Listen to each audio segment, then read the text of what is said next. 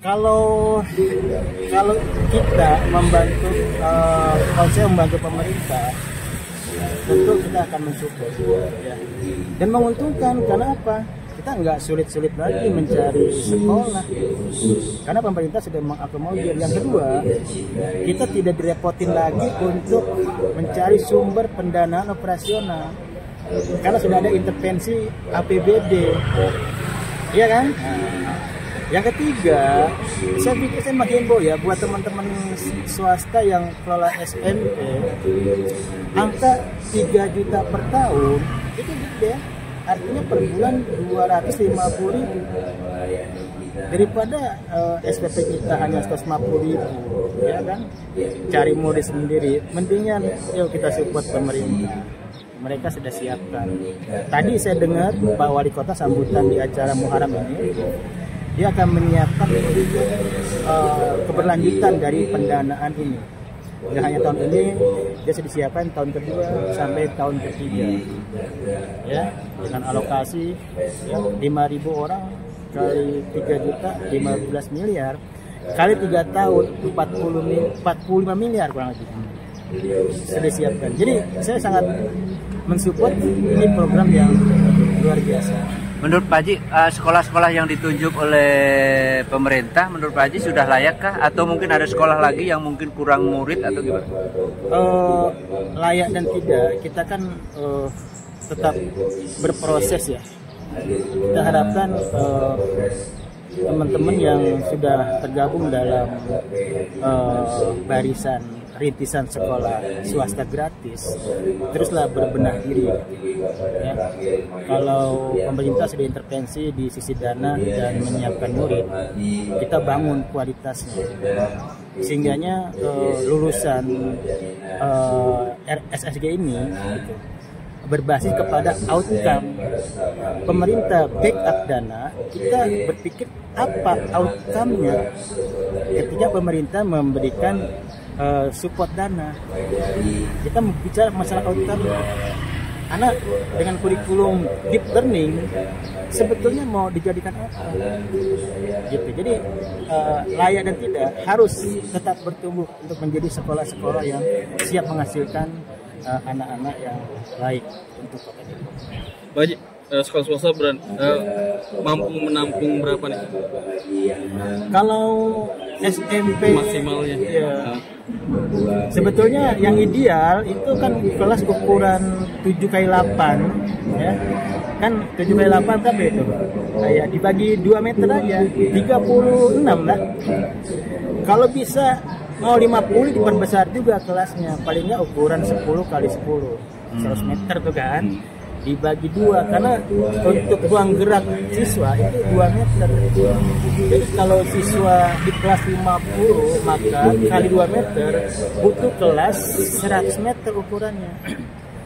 Kalau sekarang kan ukuran kelas di saya mana ada ukuran kelas yang gede seperti itu, maksimal 36, bahkan kita kelas-kelas yang kita hadirkan sekarang itu 24 rata-rata. Kalau 49 sekolah ini sudah cukup belum sih Pak Haji untuk se-Depok ini? Kurang malah ya, saat pemerintah tidak lagi menambah ruang belajar di negeri. Ini pun saya pikir usul saya, daripada pemerintah investasi ke ruang-ruang kelas baru, skema pembiayaan untuk sekolah gratis swasta ini menjadi solusi gitu. Jadi swasta akan terbantu ya, dengan catatan di negeri nggak perlu ditambah lagi kelas gitu. Tinggal membangun kultur masyarakat agar tidak negeri minded gitu. Kami di swasta siap gitu. Ketika level SDM kami dibilang masih kalah dengan negeri, itu bisa relatif gitu. Karena banyak kok sekolah-sekolah swasta yang memang lebih baik. Kita ketahui emangnya yang terjelek di swasta, tapi yang terbaik di swasta juga. Jadi masih bisa dikejar itu Pak Haji ya? Sangat bisa, karena kita terus bertumbuh. Kalau mekanisme pembiayaan kan dari APBD, bayarnya kan belakangan Pak Haji. Dengan sistem swasta yang sudah berjalan gimana tuh? Ini kita mesti punya mindset memang ya. ketika sekolah yang sudah sehat manajemen keuangannya, saya pikir dia tidak akan kesulitan untuk mengcover 3 atau 4 bulan ke belakang. Kan apalagi kan kita menghadapi guru-guru internal, saya pikir ya kita dengan berkomunikasi yang baik akan berjalan dengan benar. Sekalipun dananya turun di belakang, tinggal mengaturkan siklus keuangan. Pak Haji sebagai ketua pengawas sekolah swasta nih, nanti untuk meningkatkan mutu swasta sendiri dan pembiayaan tadi akan melakukan apa nih Pak Haji? Kita berharap ini program sekolah swasta gratis ini menjadi unggulan Kota Depok gitu.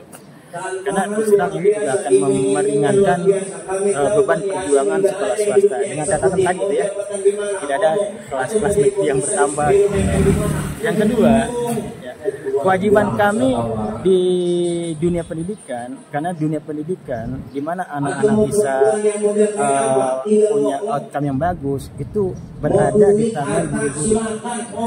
Guru-guru swasta ya, harus introspeksi diri. Hari ini kalau dia memberikan materi, dia akan kalah dengan teknologi gitu. Anak-anak sudah terbiasa dengan ChatGPT, dia bertanya apa dijawab oleh teknologi ya. Kita balik sekarang, dulu guru bertanya, murid menjawab.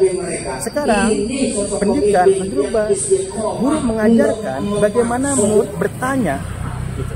Bertanya dengan pertanyaan yang berkualitas. Kalau murid mampu memberikan pertanyaan yang berkualitas, maka jawaban yang dicari di Google, di AI, di GPT itu akan muncul pertanyaan, jawaban yang berkualitas. Ini udah proses pergeseran. Dulu guru menjadi sumber materi, sekarang enggak lagi. Guru bukanlah sumber materi, tapi dia pendamping. Ketika anak dibombardir dengan kemudahan teknologi, tugas guru adalah memberikan arah. Sekarang viral, bising dan sebagainya. Guru nggak bicara viral, tapi dia bicara masalah kita. Apa kitanya? Arah anak-anak setelah apa? Secara spirituality apa? Dia dari mana mau kemana gitu. Secara konsep diri apa? Kemudian ambil keputusan, dia bisa memilih mana yang baik dan mana yang benar dan selanjutnya. Karena saya punya 5 rumusan kurikulum peta hidup. Ini saya mau coba dampingi ya, di sekolah-sekolah rintisan sekolah swasta gratis, karena kami sudah menyiapkan kurikulum ini sejak 8 tahun yang lalu. Jadi ada kurikulum nasional, ada kurikulum pendamping. SCENE, Spirituality, Conceptualizer, Entrepreneurship, Networking, sama Entertainment. Demikian.